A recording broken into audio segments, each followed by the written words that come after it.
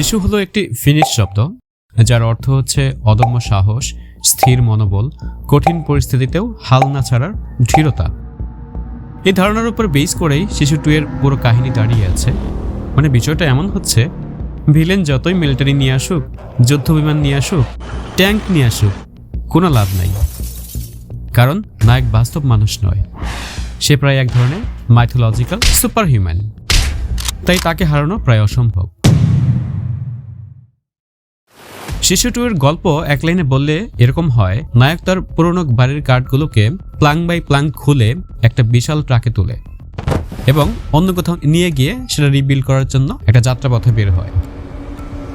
আর এই যাত্রাপথেই শত্রু, ধাওয়া, লড়াই এবং ধ্বংসের ভেতর দিয়ে পুরো মুভির কাহিনী আনফোল্ড হয়। এটা মূলত একটি নন স্টপ চেইস মুভি। এই মুভিটি পুরোপুরি অ্যাকশনের উপর দাঁড়িয়ে আছে। অ্যাকশন দৃশ্যগুলো নিঃসন্দেহে ভিজুয়ালি ইমপ্রেসিভ। মোটরসাইকেল, বিস্ফোরণ, প্লেন, ট্যাঙ্ক সবই আছে, মিসাইল এটাও আছে। কিন্তু সমস্যাটা হলো, এত বেশি অ্যাকশনের চাপে ক্যারেক্টার গ্রোথ আর ইমোশনাল স্টেকস ঠিক মতো তৈরি হয় নাই। আবার দর্শক আগে থেকেই জানে নায়ক মরবে না, ফলে ভয় এবং টেনশন খুব একটা কাজ করে না।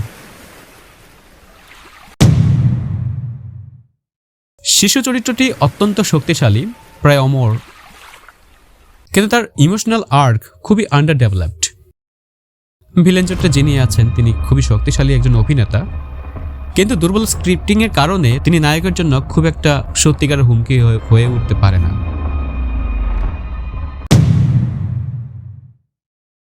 অ্যাকশন ভালো মানি তো আর মুভি ভালো নয়। শিশু 2 এ ভিজুয়াল স্পেকটেকল এতটাই ডমিনেন্ট করে যে স্টোরি টেলিং এর সোলটা অনেক জায়গায় হারিয়ে যায়। তাই যারা pure action, over the top violence আর নন স্টপ ক্যাওয়াস ভালোবাসেন, তাদের জন্য এটা নিঃসন্দেহে দুর্দান্ত একটা ট্রিট।